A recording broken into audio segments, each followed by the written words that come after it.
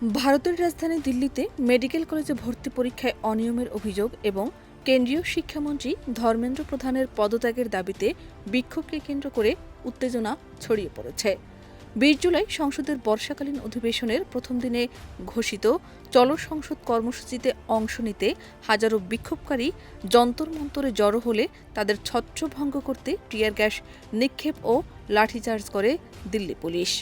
সংঘর্ষের সময় বিক্ষোভকারীরা সংসদের দিকে অগ্রসর হয়ে ব্যারিকেড ভাঙার চেষ্টা করলে উভয় পক্ষের কয়েকজন আহত হন। পরিস্থিতি নিয়ন্ত্রণে আনতে মধ্য দিল্লির কয়েকটি এলাকায় মোবাইল ইন্টারনেট সাময়িকভাবে বন্ধ রাখা হয়। পুলিশ জানায়, আগাম অনুমতি না থাকায় এই কর্মসূচির অনুমোদন দেওয়া হয়নি।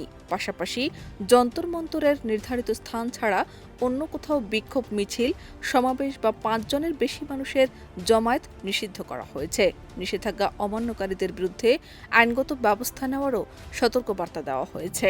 এদিকে ককরোচ জনতা পার্টি তাদের সমর্থকদের শান্ত থাকার আহ্বান জানিয়ে বলেছে, কোথাও বাধার মুখে পড়লেও অহিংস অবস্থান বজায় রাখতে হবে।